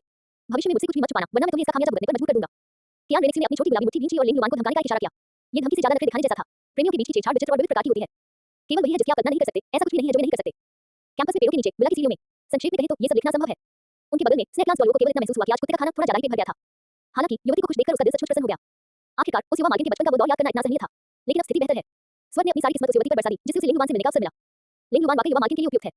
जो रिपोर्ट करना आवश्यक था वो रिपोर्ट कर दिया गया था और केवल योजना के अनुसार आगे बढ़ना बाकी था। इसलिए स्नेक ग्लास डॉलर ने चुपचाप बाहर निकलने का विकल्प चुनाव कमरे से बाहर निकल गया। हालांकि जब स्नेक ग्लास डॉलर कमरे से बाहर निकल रहा था तो उसने दरवाजे से एक छोटा सा सिर बाहर झांकते हुए देखा। जब उस व्यक्ति ने देखा कि वो उसे देख चुकी है तो उसने तुरंत उसका सिर पीछे खींच लिया। फिर अपनी आंखें बंद करके वो चुपचाप बुदबुदाने लगी, मुझे कोई नहीं देख सकता, मुझे कोई नहीं देख सकता, मुझे कोई नहीं देख सकता। स्नेक ग्लास डॉलर दरवाजे तक गया और शियाओ को देखा जो अपना सिर रेत में छिपा खड़ी थी और वह बिल्कुल आप महसूस कर रहा था। मैं अंधा नहीं हूं, ठीक है। साथ ही उन्हें उसकी बुद्धिमत्ता को लेकर चिंता भी थी। वह इतनी मूर्ख कैसे हो सकती है? ये लड़की कितनी नासमझ है, इसके होने वाले बच्चे कितने मूर्ख होंगे। अपना सिर हिलाते हुए स्नेक ग्लास डॉलर सीधे वहां से चला गया। शाओवी ने चुपके से स्नेक ग्लास डॉलर की दूर जाती हुई आकृति को देखा और ये देखकर कि उसने अभी तक उसके ताक झांक करने के व्यवहार को उजागर नहीं किया था, उसने राहत की एक लंबी सांस ली। फिर वो राजकुमार रीजेंट और राजकुमारी रीजेंट के बीच रोजाना होने वाले स्नेह को चुपकर देखती रही। ये वाकई बहुत प्यारा है। इससे उसे खुद भी एक अच्छा रोमांस करने की इच्छा होती है। आखिर स्वर्ग उसे उसका राजकुमार कब देगा? वो वाकई में अपनी कमालियता खोने का अनुभव करना चाहती है। हे स्वर्ग, यदि आपने मेरी प्रार्थना सुनी है तो कृपया मेरी प्रार्थना का उत्तर दें और मुझे एक राजकुमार प्रदान करें। मेरी अपेक्षाएं भी बहुत अधिक नहीं है, मुझे बस प्रिंस रीजेंट जैसा कोई चाहिए, समर्पित, शक्तिशाली, सुंदर, लंबा, धनी और दीर्घकालिक जीवन साथी। क्या आप कोई मनोकामना मान रहे हैं? आंखें बंद करके मनन कर रही शाओवी के सामने अचानक एक लंबा चौड़ा व्यक्ति प्रकट हुआ। एक प्रबल ऊर्जा उसकी ओर अग्रसर हुई। आवाज सुनकर ऐसा लगा जैसे कोई उसके बारे में बात कर रहा हो। शाओवी ने हैरानी से अपनी आंखें खोली और अपने सामने खड़े व्यक्ति को देखा। वो स्नेक ग्लास डॉलर था। स्नेक ग्लास डॉलर वापस आ गया था। स्नेक ग्लास डॉलर ने शाओवी की ओर देखा जो आकाश की ओर देखकर प्रार्थना कर रही थी। फिर उसने कमरे में अभी भी स्नेह जता रही युवा मालकिन और लिंग युवान पर एक नजर डाली और बिना कुछ कहे उसने उसे उठाया और चला गया। उसे कुछ बातें सिखानी थी। मुझे छोड़ दो, तुम एक छोटी लड़की का अपहरण कर रहे हो। एक मजबूत हाथ ने उसका कॉलर पीछे से उठा दिया और शाओवी को कचरे के बोरे की तरह उठाकर ले जाया गया। इससे शाओवी को ऐसा महसूस हुआ जैसे उसकी कोई इज्जत ही नहीं है। इसलिए उसने जमकर संघर्ष किया। हालांकि उनका संघर्ष व्यर्थ रहा। हताशा में उसके पास अपने होंठ खाते हुए और स्नेक ग्लास डॉलर को घूरते हुए उसे बात करने के अलावा कोई विकल्प नहीं था। स्नेक ग्लास डॉलर ने उसे पूरी तरह से नजरअंदाज कर दिया और उसे रीजेंट्स मेंशन के आंगन तक ले गया, फिर उसे नीचे रख दिया। ज़ियाओ ने आजादी मिलने के बाद सबसे पहले यही चाहा कि वह इस मानव चेहरे वाले यम से भाग निकले। हालांकि स्नेक ग्लास डॉलर ने उसे गंभीर स्वर में कहा, तुम छोटी मालकिन की निजी नौकरानी हो। आने वाले दिनों में कोई छोटी मालकिन को नुकसान पहुंचाना चाहेगा, इसलिए बेहतर होगा कि तुम सतर्क रहो। आपको छोटी मालकिन के दैनिक आहार पर भी ध्यान देना होगा। आपको केसर जैसी चीजों के बारे में बेहद सावधान रहना होगा जो गर्भपात का कारण बन सकती हैं। अध्याय 11 राजकुमारी ज़ुकी का दौरा। शाओवी ने अपनी उंगलियां भींच ली और स्नेक ग्लास डॉलर द्वारा दिए गए निर्देशों को गिनने लगी। उसने भारी मन से सिर हिलाया और पूरी ईमानदारी से वादा किया, चिंता मत करो, मैं निश्चित रूप से बहुत तेज रहूंगी। शाओवी प्यारी थी और उसके नारी व्यवहार के साथ-साथ वो काफी बुरी लेकिन भरोसेमंद भी लगती थी। शाओवी के भोले भाले रूप को देखकर स्नेक ग्लास डॉलर को थोड़ा संदेह महसूस हुआ। क्या उसे इतना कठिन कार्य सौंपना वास्तव में सही निर्णय था? हालांकि फिलहाल उसे ज्यादा उपयुक्त कोई और नहीं था। उसके पास उसका इस्तेमाल करने के अलावा कोई विकल्प नहीं था। हालांकि शाओवी भोली भाली दिखती थी और बहुत बुद्धिमान नहीं लगती थी। हालांकि वो एक उच्च कोटि की फार्माकोलॉजिस्ट थी जो फार्माकोलॉजी के सभी पहलुओं में पारंगत थी। कियान रेनिक्स के दैनिक औषधीय भोजन की सारी व्यवस्था वो स्वयं करती थी। जियो वेट कमरे के अंदर लिंग युवान ने बाहर से शाओवी की आवाज सुनी और उसे पुकारा। उसने शाओवी को अंदर बुलाया। ये सुनकर ज़ियाओवी ने तुरंत स्नेक ग्लास डॉलर को अस्थायी रूप से विदाई दी और छोटे-छोटे कदमों से कमरे में प्रवेश किया। राजकुमार रीजेंट, आपने शाओवी को क्यों बुलाया है? कमरे में प्रवेश करने के बाद ज़ियाओवी ने थोड़ा झुककर लिंग युवान और कियान रेनिक्स को प्रणाम किया। फिर उसने बेफिक्री से पूछा। लिंग युवान ने अपने सामने मौजूद शाओवी की ओर देखा। फिर उन्होंने शांत भाव से निर्देश दिया, शाओवी, राजकुमारी जाग गई हैं, जाओ उनके लिए रात का खाना तैयार करो। जियो ने सिर हिलाया। फिर उसने कियान रेनिक्स से पूछा कि वो क्या खाना चाहती है। गर्भवती महिला की भूख का विशेष ध्यान रखना आवश्यक है। राजकुमारी, आप रात के खाने में क्या खाना पसंद करेगी? कियान रेनिक्स ने इस बारे में गंभीरता से सोचा। पिछले कुछ दिनों से उसकी भूख ठीक थी और उसे खाने की कोई खास इच्छा नहीं थी। इसलिए उसने व्यवस्था करने का जिम्मा शाओवी पर छोड़ दिया। मुझे कुछ खास नहीं चाहिए, बस हमेशा की तरह वही परोस दीजिए। शाओवी ने सिर हिलाकर कहा, ठीक है महारानी जी। शाओवी समझ गई। बोलने के बाद उसने अचानक चमकती आंखों से लिंग युवान की ओर देखा। उसने उत्सुकता से पूछा, राजकुमार, क्या हमें भुना हुआ छोटा सुअर का बच्चा मिल सकता है? शाओवी भुना हुआ सुअर का बच्चा खाना चाहता था। क्योंकि राजकुमारी को हल्का भोजन पसंद था, इसलिए रीजेंट्स मेंशन में हर दिन का भोजन सादा होता था। शाओवी को लगा कि वह इस नीरसता से अपना मानसिक संतुलन खो बैठेगी। इसलिए उसे विशेष रूप से कुछ तली और रसीला खाने की तीव्र इच्छा हो रही थी। भुने हुए सुअर के बच्चे की सुनहरे मुंह में पानी आने वाले रूप के बारे में सोचते ही ज़ियाओवी के मुंह में पानी आ गया। लिंग युवान को भी कोई विशेष इच्छा नहीं थी और उसने इसे शाओवी पर छोड़ दिया। इसके अलावा लिमिट डॉलर की महारथी होने के नाते लिंग युवान को भोजन की ज्यादा इच्छा नहीं होती थी। उसका रोजाना का खान-पान सिर्फ कियान रेनिक्स की देखभाल के लिए था। लिंग युवान ने धीरे से हाथ हिलाते हुए कहा, आपको जो उचित लगे वही परोसे, मेरी राय पूछने की कोई आवश्यकता नहीं है। लिंग युवान का मतलब था कि अगर वही सिखाना चाहती है तो उसे बस इसे परोस देना चाहिए। शाओवी लिंग युवान के शब्दों का छिपा हुआ अर्थ समझ गई थी। उसकी आंखें चमक उठी और उसने तुरंत सिर हिला दिया। उसने उत्साह से कहा, ठीक है राजकुमार, मैं समझ गई। ओह हाँ टिल्डम, आज रात के खाने में भुना हुआ छोटा सुअर का बच्चा शामिल होगा। आज रात वो पिट्ठू बन जाएगी और जी भर कर खाएगी। शाओवी ने खुशी-खुशी लिंग युवान से नुस्खा पूछा और फिर खुशी-खुशी रसोई में चली गई। रसोई की ओर जाते समय ज़ियाओवी ने भुने हुए सुअर के बच्चे के लिए आवश्यक सामग्रियों की गणना की। उसने पाया कि रीजेंट्स मेंशन की रसोई में कई सामग्रियां लगभग खत्म हो चुकी थी। उसका छोटा सा चेहरा उतर गया और वह निराशा में रुक गई। इन सामग्रियों के बिना भुना हुआ छोटा सुअर का बच्चा स्वादिष्ट नहीं होगा। लेकिन अगर वह अभी सामग्री इकट्ठा करने जाती तो इसमें बहुत समय लगता और वह आसानी से राजकुमार रीजेंट और राजकुमारी कंसोर्ट के भोजन के समय को चूक जाती। शाओवी ने अपनी लालसा के लिए राजकुमार और राजकुमारी के भोजन के समय में देरी करने की हिम्मत नहीं की। प्रिंस रीजेंट को देरी कराना एक छोटी सी बात थी, लेकिन राजकुमारी कंसोर्ट को प्रभावित करना एक बड़ी बात थी।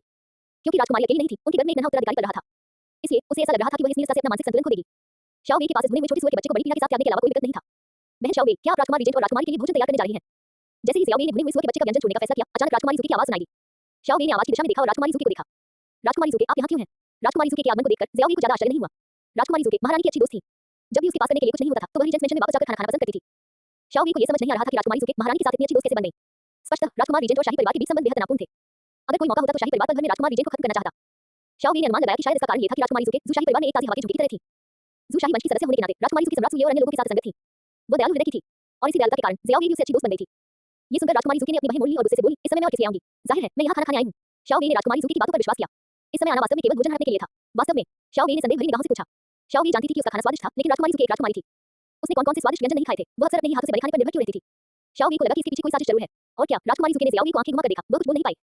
राजकुमारी ज़ू का भोजन मुफ्त में देने के लिए आना केवल एक कारण था, दूसरा कारण लिंग युवान के लिए था। राजकुमारी ज़ू के पास एक ऐसा रहस्य था जिसे बताया नहीं जा सकता था। दरअसल वह लिंग युवान को भी पसंद करती थी। ये बहुत पहले की बात है। बहुत समय पहले राजकुमारी ज़ू को लिंग युवान ने बचाया था। उस क्षण से राजकुमारी ज़ू को उससे प्यार हो गया था। राजकुमारी ज़ू को धुंधला सा याद था कि उस समय चंचल स्वभाव के कारण वह महल से चुपके से बाहर निकल गई थी और अंततः उसका सामना गिरे हुए लोगों से हुआ था। उन दुष्टों ने देखा कि उसकी त्वचा कोमल थी और वह परी के समान सुंदर थी, इसलिए वे वासना से भर गए और उसे पाना चाहते थे। उस समय राजकुमारी ज़ू बेहद हताश थी और उन्हें लगा कि उनकी पवित्रता वहीं खो जाएगी। उसे इसका बहुत अफसोस था। उसे अपनी चंचलता के कारण महल से चुपके से बाहर नहीं निकलना चाहिए था। उसे इस बात का और भी ज्यादा अफसोस था कि वह अपने साथ इतनी गाढ़ नहीं लाई थी। जैसे ही वह निराशा से भर गई, उसे लगा कि उसका अंत निश्चित है और वो उन गंदे आदमियों द्वारा खिलवाड़ किए जाने वाली है। लिंग युवान ने देवता की तरह आकाश से उतरी, एक ही तलवार से उन सभी गिरे हुए लोगों को मार डाला और उसे उस भयानक आपदा से बचा लिया। उस समय प्रेम का अनुभव करना शुरू कर रही राजकुमारी ज़ू के हृदय में लिंग युवान की ईश्वर समान आकृति भी गहराई से अंकित हो गई थी। बात सिर्फ इतनी थी कि लिंग युवान ने बिना अपना नाम ही अच्छे कर्म किए और उसे आपदा से बचाने के बाद वह सीधे चला गया। उसने अपना नाम तक नहीं बताया। राजकुमारी ज़ू के राजकुमारी का दर्जा वापस मिलने के बाद वह हमेशा लोगों को उसकी तलाश करने का आदेश देती थी। हालांकि लिंग युवान एकांत प्रिय स्वभाव की थी, या तो साधना कर रही थी या फिर मजबूत बनने के लिए वह की मार्ग पर चल रही थी, इसलिए वह उसे ढूंढ नहीं पाई। जब राजकुमारी ज़ू को लगा कि इस जीवन में उनका और लिंग युवान का साथ होना नसीब नहीं है, तभी लिंग युवान राजकुमार के रूप में प्रकट हुए। उस समय ये खबर सुनकर राजकुमारी ज़ू की बेहद खुश हुई थी। उसे विश्वास था कि स्वर्ग उस पर दया कर रहा है और उसके इस प्यार को बचा रहा है। हालांकि जब राजकुमारी ज़ू के पूरे उत्साह के साथ लिंग युवान को ढूंढने गई, तो उसने एक ऐसा दृश्य देखा जिसने उसका दिल तोड़ दिया। उसने लिंग युवान को एक गोरी लड़की के साथ देखा।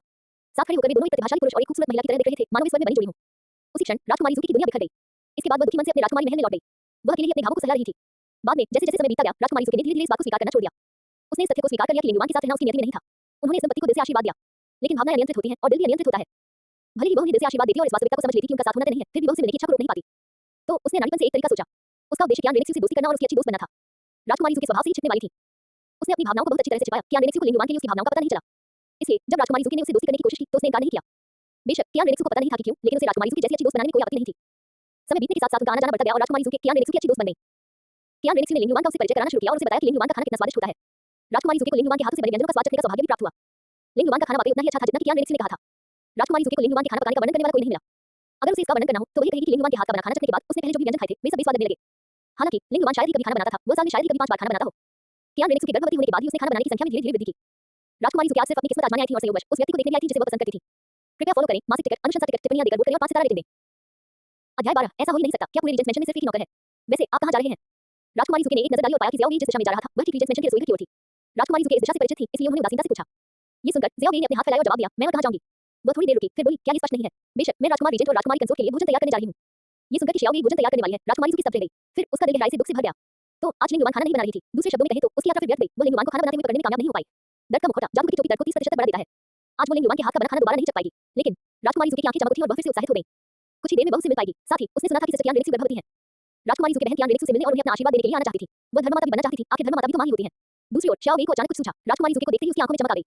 इस तरह की निगाहों से घूरे जाने पर राजकुमारी शिव को थोड़ा अजीब सा महसूस हुआ। ये बहुत असहज था। अचेतन रूप से उसने अपनी बाहों को अपनी छाती पर बांध लिया और सीधे ज़ियाओ को घूरते हुए सतर्कता से पूछा, तुम क्या चाहते हो? महामहिम, क्या आप व्यस्त हैं? ज़ियाओ ने राजकुमारी ज़ू के प्रश्न का सीधा उत्तर नहीं दिया, बल्कि उनके प्रश्न को दूसरे शब्दों में पूछा। शाओ के रहस्यमय व्यवहार ने राजकुमारी ज़ू को व्याकुल कर दिया। हालांकि वो किसी काम में व्यस्त नहीं थी। राजकुमारी होना एक आराम पर था। राजकुमारी ज़ू ने अपना सिर हिलाया, वो व्यस्त नहीं थी। मनचाहा जवाब मिलने पर ज़ियाओ ने संकोच करना छोड़ दिया। उसने राजकुमारी ज़ू से सीधे-सीधे कहा, चूंकि आप व्यस्त नहीं हैं, इसलिए मैं भी आपसे कुछ नहीं छिपाऊंगी। महामहिम, क्या आप मुझे कुछ सामग्री खरीदने में मदद कर सकते हैं? राजकुमारी ज़ू के, बिल्कुल नहीं। आप चाहते हैं कि मैं, एक राष्ट्र की राजकुमारी, आपको सामग्री खरीदने में मदद करूं? आप सच में ऐसी बातें सोचने की हिम्मत कैसे करते हैं? इसके अलावा राजकुमारी ज़ू की लिंग युवान से मिलने आई थी, इसलिए उन्होंने इनकार में सिर हिला दिया। मैं नहीं जा रही, मैं एक राष्ट्र की राजकुमारी हूं। आप चाहते हैं कि मैं सामग्री खरीदने जाऊं? इसके अलावा अगर सामग्री खत्म हो गई है, तो क्या महल के नौकर जाकर उसे ला नहीं सकते? शाओ वे, मैं सभी का नौकर हूं। राजकुमारी ज़ू को एहसास हुआ कि उन्होंने गलत बोल दिया है। ज़ियाओ वास्तव में महल की नौकरानी थी और उनके पहले के शब्द उसके बारे में थे। ये थोड़ा आहत करने वाला था, इसलिए उन्होंने तुरंत अपना मुंह बंद कर लिया। कुछ देर बाद राजकुमारी ज़ू ने आंख भरी और कहा, ठीक है, मैं आपके लिए इन्हें खरीद लाऊंगी, मुझे सूची दे दीजिए। जब वह बोल रही थी, राजकुमारी ज़ू ने अपना हाथ शाओ की ओर बढ़ाया। शाओ ने सूची राजकुमारी ज़ू को सौंपते हुए मुस्कुराते हुए कहा, सामग्री की पूरी सूची इसमें है। राजकुमारी ज़ू ने सूची खोली और उस पर नजर डाली। उन्हें उस पर लिखी लिखावट कुछ जानी पहचानी सी लगी, जैसे लिंग युवान की। उनकी कोमल बाहें थोड़ी सी सिकुड़ गईं और उन्होंने शाओ की ओर हैरानी भरी नजर डाली। शाओ ने सीधे कहा, यह मेरे लिए राजकुमार ने लिखा था, ये मुझे के बच्चे की रेसिपी है। राजकुमार खाना बनाने में बहुत आलसी थे, इसलिए उन्होंने ये रेसिपी मुझे दे दी। बाकी आप समझ ही सकते हैं, प्रिंस रीजेंट की रेसिपी में कई ऐसी सामग्री चाहिए जो महल में नहीं है। समय बहुत कम बचा है। अगर मैं जाकर वापस आऊं तो राजकुमारी के भोजन का समय छूट जाएगा। ये सुनकर राजकुमारी ज़ू ने तुरंत अपनी हैरानी जाहिर की। उन्होंने पूछा, तो फिर शाही रसोई उसे ही बनवा लीजिए। इतने बड़े महल में आप अकेली तो नहीं होंगी, है ना? शाओ ने अपने हाथ फैला दिए। आपने सही अनुमान लगाया। विशाल रीजेंट्स मैंशन में आप सचमुच केवल वही अकेली बची थी। बाकी लोगों की बात करें तो राजकुमार को उन पर भरोसा नहीं था और उन्हें इस्तेमाल करने की हिम्मत भी नहीं थी। वो राजकुमारी को नुकसान पहुंचाने से बहुत डरा हुआ था। राजकुमारी गर्भवती थी और अगर कुछ भी गड़बड़ हो जाती तो 2 लोगों की मौत हो सकती थी। इसके अलावा चूंकि राजकुमारी हाल ही में औषधीय भोजन कर रही थी, इसलिए रसोई में मौजूद कई खाद्य पदार्थों में औषधीय गुण मौजूद थे। यदि कोई गलत इरादे से अंदर आता तो भोजन तैयार करने की थोड़ी सी भी जानकारी रखने वाला कोई भी व्यक्ति गर्भपात कराने वाली दवा बना सकता था। इसलिए राजकुमारी के मुंह में जाने वाला हर भोजन शाओ के हाथों से होकर गुजरता था। शाओ को लगा कि अब वो बहुत महत्वपूर्ण हो गई है। शाओ के घमंडी चेहरे को देखकर राजकुमारी ज़ू तुरंत समझ गई कि उसका अनुमान बिल्कुल सही था। उस विशाल महल में सचमुच केवल वही बची थी। राजकुमारी ज़ू पूरी तरह से अवाक रह गई। उसे समझ नहीं आ रहा था कि राजकुमार क्या सोच रहे हैं। इतने बड़े महल में सिर्फ एक ही नौकर, शाओ कैसे हो सकता है? पहरेदारों का क्या होगा? राजकुमारी ज़ू ने हार मानने से इनकार करते हुए पूछा। वे घर चले गए। ज़ियाओ ने सहज भाव से उत्तर दिया। राजकुमार को लगा कि इधर-उधर घूमते हुए पहरेदारों से राजकुमारी की नींद में बहुत खलल पड़ रहा है, इसलिए उन्होंने उन सभी को वेतन सहित छुट्टी पर घर जाने दिया। ये सुनकर राजकुमारी यूकी कुछ कह नहीं पाई। वो पूरी तरह अवाक रह गई। महल की सुरक्षा के लिए पहरेदार तैनात थे, लेकिन युवान उन्हें बर्खास्त करने की हिम्मत कैसे कर सकती थी? बिना सुरक्षा कर्मियों वाले महल की रक्षा व्यवस्था बिल्कुल शून्य थी। कोई भी अपनी मर्जी से आ जा सकता था। राजकुमारी गर्भवती थी। क्या लिंग युवान को सचमुच ये डर नहीं था कि कहीं खलनायक किसी को भेजकर राजकुमारी को नुकसान न पहुंचा दे? ठीक है, मैं जाऊंगी। हताशा में राजकुमारी यूकी को अपने नौकरों को खरीदारी के लिए भेजना पड़ा। फिर वह कियान रेनेक्सू के निवास पर गई। बहन रेनेक्सू टिल्डा, मुख्य हॉल के बाहर राजकुमारी यूकी की आवाज उसके आने से पहले ही सुनाई दी। मुख्य हॉल के अंदर कियान रेनेक्सू लिंग युवान की पीठ की मालिश और थपथपा रही थी। राजकुमारी यूकी की आवाज सुनकर वो रुक गई। बहन यूकी यहाँ है। कियान रेनेक्सू की निगाहें तुरंत हॉल के बाहर की ओर घूमी। तभी उसने गुलाबी रंग की राजकुमारी पोशाक पहने राजकुमारी यूकी को अपनी ओर आते देखा। बहन रेनेक्सू, मैंने सुना है कि आप गर्भवती हैं, इसलिए मैं आपसे मिलने आई हूँ। राजकुमारी यूकी के प्रवेश करते ही उसने ऊपर देखा और एक चौंकाने वाला दृश्य देखा। कियान रेनेक्सू लिंग युवान की मालिश कर रही थी। राजकुमारी यूकी का रक्तचाप पल भर में बढ़ गया। वो तुरंत कुछ तेज कदमों में आगे बढ़ी। उसने सावधानीपूर्वक कियान रेनेक्सू को सहारा दिया, उसके पेट को बचाया, उसका हाथ पकड़ा और उसे एक तरफ खींच लिया। फिर उसने गुस्से भरे स्वर में कहा, बहन कियान रेनेक्सू, तुम क्या कर रही हो? क्या तुम्हें पता नहीं कि तुम गर्भवती हो? फिर भी एक पुरुष की सेवा क्यों कर रही हो? राजकुमारी यूकी की आवाज में फटकार और गहरी चिंता थी। वो कियान रेनेक्सू को उसकी लापरवाही के लिए डांट रही थी। हालांकि राजकुमारी यूकी कभी गर्भवती नहीं हुई थी, फिर भी वे गर्भवती महिलाओं की नाजुकता को भली-भांति जानती थी। एक गर्भवती महिला कांच की तरह नाजुक होती है, उसे बहुत सावधानी से संभालना और पूरी तरह से सुरक्षित रखना आवश्यक होता है, अन्यथा एक छोटी सी गलती भी विपत्ति का कारण बन सकती है। बहन रेनेक्सू को समझ नहीं आ रहा था, लेकिन क्या पति होने के नाते लिंग युवान को भी यह बात समझ नहीं आ सकती थी? वो बहन रेनेक्सू को ऐसा करने कैसे दे सकता था? राजकुमारी यूकी इतनी क्रोधित थी कि उनका मन कर रहा था कि वे लिंग युवान को श्राप देकर मार डालें। कियान रेनेक्सू ने धीरे से अपना सिर हिलाया। राजकुमारी यूकी को लिंग युवान को कोसने का मौका नहीं दिया। वो अपने ही पति को कोस नहीं सकती थी, तो भला वो किसी दूसरी औरत को ऐसा करने कैसे दे सकती थी? बहन ज़ुके, मैं ठीक हूँ। मैंने बस उसकी मांसपेशियों को आराम देने और रक्त संचार को सक्रिय करने के लिए उसकी कुछ बार मालिश की, बस इतना ही। ये देखकर कि कियान रेनेक्सू वास्तव में लिंग युवान की रक्षा कर रही थी, राजकुमारी यूकी तुरंत चीख पड़ी। वो लापरवाह है, लेकिन क्या तुम भी लापरवाह हो? उसने तुमसे मालिश करने को कहा, तो तुमने उसकी मालिश कर दी। अभी तुम्हारी हालत गर्भवती महिला जैसी है। गर्भवती महिला खोखली कांच की गेंद की तरह होती है, जरा सा बल लगने पर भी वो टूट सकती है। राजकुमारी यूकी एक बुरी दाई की तरह लगातार बड़बड़ाती रही और कियान रेनेक्सू और लिंग युवान दोनों को डांटती रही। ये सुनकर लिंग युवान ने गहरी सहमति में सिर हिलाया और राजकुमारी यूकी से सहमति जताते हुए कहा, राजकुमारी यूकी सही कह रही है, इसलिए प्रिय भविष्य में तुम इतनी मनमानी नहीं कर सकती। राजकुमारी यूकी, क्या लिंग युवान ने ही कियान रेनेक्सू से उसकी मालिश करने को नहीं कहा था? तो क्या उसने गलत व्यक्ति को डांट नहीं लगाई? ये सोचते ही राजकुमारी यूकी की निगाहें तुरंत कियान रेनेक्सू की ओर घूम गईं। अध्याय 13 कियान रेनेक्सू, बच्चे ने मुझे लात मारी। राजकुमारी यूकी कमर पर हाथ रखकर खड़ी थी और कियान रेनेक्सू को घूर रही थी। आपको अपनी बात ठीक से समझानी चाहिए। स्वीकारोक्ति से नरमी मिलती है, प्रतिरोध से कठोरता आती है। तुम्हें क्या हो गया है? क्या तुम्हें नहीं पता कि तुम इस समय सिर्फ एक व्यक्ति नहीं हो? तुम इतने जिद्दी कैसे हो सकते हो? राजकुमारी यूकी को कमर पर हाथ रखकर इतने दबंग अंदाज में खड़े देखकर कियान रेनेक्सू ने अपराधबोध से अपनी नजरें हटा ली और अपनी नाक पर ध्यान केंद्रित किया। उसने क्या गलती की? उसने कुछ भी गलत नहीं किया। वो बस अपने पति के प्रति थोड़ी सी सहानुभूति दिखाना चाहती थी। जब से वो गर्भवती हुई थी, उसके पति ने ये सुनिश्चित करने के लिए बहुत कुछ त्याग दिया था कि उसकी गर्भावस्था चिंतामुक्त रहे। वो कोई कमी सी छोटी सी चीज नहीं थी, वो भी अपने पति के लिए कुछ करना चाहती थी। बहन रेनेक्सू, आप क्या सोच रही थी? कियान रेनेक्सू को बिल्कुल भी पश्चातापहीन देखकर राजकुमारी यूकी को ऐसा लगा मानो उसकी सारी चिंता व्यर्थ हो गई हो। अचानक उसे बेबसी का एहसास हुआ और उसने अत्यंत सहायता से पूछा, मैंने इस बारे में ज्यादा नहीं सोचा, मैंने बस इतना देखा कि मेरे पति बहुत थके हुए थे। मुझे उस पर दया आई, इसलिए मैं उसकी मांसपेशियों और जोड़ों को आराम देने के लिए उसे मालिश देना चाहता था। कियान रेनेक्सू ने कमजोर ढंग से समझाया। बोलते समय उसने बगल में खड़ी लिंग युवान को घूरकर देखा। उसे सावधानी से बोलने का इशारा करते हुए, आपको इस बात पर सावधानीपूर्वक विचार करना चाहिए कि क्या कहना चाहिए और क्या नहीं। अन्यथा, हे टिल्डा, आप फर्श पर सोना तो नहीं चाहेंगे, है ना? कियान रेनेक्सू की आंखों में एक धमकी भरी चमक थी। लिंग युवान महिलाओं के बीच के मामलों में बिल्कुल भी दखल नहीं देना चाहती थी, लेकिन उसकी पत्नी की धमकी भरी निगाहों ने उसे कोई विकल्प नहीं छोड़ा। अपनी सुगंधित पत्नी को गोद में लेकर सोने की आदत पड़ने के बाद से लिंग युवान को अकेले सोने की आदत नहीं रह गई थी। और रात में ठंड होती थी, फर्श पर सोना तो और भी ज्यादा ठंडा होता। लिंग युवान ठंडी जमीन के साथ बिल्कुल भी समय बिताना नहीं चाहती थी। लिंग युवान ने भारी मन से सिर हिलाया, उसकी आत्मरक्षा की प्रवृत्ति पूरी तरह से सक्रिय थी। ये सच है, ज़ुई तो बस चिंता के कारण ऐसा कर रही थी। हालांकि लिंग युवान अपना वाक्य पूरा कर पाता, उससे पहले ही राजकुमारी यूकी ने उसे घूरकर देखा। उसकी तीखी निगाहों ने उसे चुप रहने का इशारा किया। उसी समय ऐसा लग रहा था मानो वो लिंग युवान को डांट रही हो। रेनेक्सू, बहन अनुचित व्यवहार कर रही है। क्या तुम ये अनुचित व्यवहार कर रही हो? मैंने अभी तक तुमसे हिसाब किताब भी नहीं किया है और तुम अकेले ही निकल पड़े हो। तुम चुप रहो। मैंने अभी तक आपसे हिसाब किताब भी नहीं किया है। बहन रेनेक्सू नेक है, इसलिए उन्हें आपके लिए बुरा लग रहा है और वह आपका तनाव कम करने में मदद करने के लिए आपको मालिश देना चाहती हैं। और आपने इसे शांतिपूर्वक स्वीकार कर लिया। क्या आपको पता है कि सिस्टर रेनेक्सू इस समय सिर्फ एक नहीं, बल्कि दो हैं? मैं अब तुम दोनों से और बहस नहीं करना चाहता। भविष्य में ऐसा दोबारा कभी नहीं होना चाहिए। ठीक है, ठीक है, ठीक है टिल्डा। राजकुमारी यूकी को एक झगड़ालू मां की तरह व्यवहार करते देख लिंग युवान थोड़ा डर गई और तुरंत बार-बार वादा किया, मैं गारंटी देती हूं कि आज जैसी घटना फिर कभी नहीं होगी। राजकुमारी यूकी, आप आज फिर राजकुमार के महल में क्यों आई? कियान रेनेक्सू भी राजकुमारी यूकी के इस पहलू से डर गई और उसने जल्दी से विषय बदल दिया। ये सुनकर राजकुमारी यूकी ने चुपके से लिंग युवान की ओर देखा। उनका सुंदर चेहरा थोड़ा लाल हो गया। उसने चुपके से अपनी आस्तीन के नीचे अपनी तर्जनी उंगलियों को घुमाया। फिर उसने अपनी अभी पूरी तरह से विकसित न हुई छाती फुलाते हुए बड़ी दृढ़ता से कहा, स्वाभाविक रूप से मैंने सुना था कि आप गर्भवती हैं, इसलिए मैं आपसे मिलने और आपको मां बनने की बधाई देने आई हूं। और हां, बच्चे की धर्ममाता भी बनना चाहती हूं। तुम्हारी सबसे अच्छी दोस्त होने के नाते मुझे बच्चे की धर्ममाता बनने में कोई आपत्ति नहीं है ना? राजकुमारी यूकी हमेशा अपनी भावनाओं को बहुत अच्छी तरह से छिपाती थी। कियान रेनेक्सू ने न तो उसके शब्दों में मौजूद स्पष्टता पर ध्यान दिया और न ही राजकुमारी यूकी की क्षणिक स्वाभाविकता या लिंग युवान की ओर उसकी चोरी छिपी नजरें डालने पर। ये जानकर कि दूसरी पार्टी उसे मां बनने पर बधाई देने आई है और संयोगवश बच्चे की धर्ममाता बनने भी आई है, कियान रेनेक्सू ने खुशी से सिर हिलाया। कोई दिक्कत नहीं, बच्चे की धर्ममाता बनने की बात भूल जाइए, आप तो बच्चे की पत्नी भी बन सकती हैं। इसके अलावा आप बहुत सुंदर हैं, बच्चे को आपको धर्ममाता के रूप में पाकर निश्चित रूप से खुशी होगी। राजकुमारी यूकी और कियान रेनेक्सू के बीच बहुत अच्छे संबंध थे, इसलिए वे बिना किसी झिझक के बात करती थी। इसमें खूब मजाक मस्ती भी शामिल थी। उस आखिरी वाक्य पर राजकुमारी यूकी ने कियान रेनेक्सू की ओर आंखें घुमाई। आप सचमुच चाहते हैं कि मैं आपके बेटे की पत्नी बनूं? मैं तुम्हारी सबसे अच्छी दोस्त हूं, फिर भी तुम मुझे अपनी बहू बनाना चाहते हो। फिर वो कियान रेनेक्सू के सामने घुटनों के बल बैठ गई और अपने पतले हाथ से कियान रेनेक्सू के थोड़े उबले हुए पेट को धीरे से हिलाने लगी। बच्चे, ओ बच्चे, तुम्हारी मां मुझे तुम्हारी धर्ममाता बनने देने के लिए तैयार है। क्या आपको मुझे अपनी धर्ममाता के रूप में पाकर अच्छा लग रहा है? अगर तुम्हें पसंद है तो मुझे एक बार लात मार दो।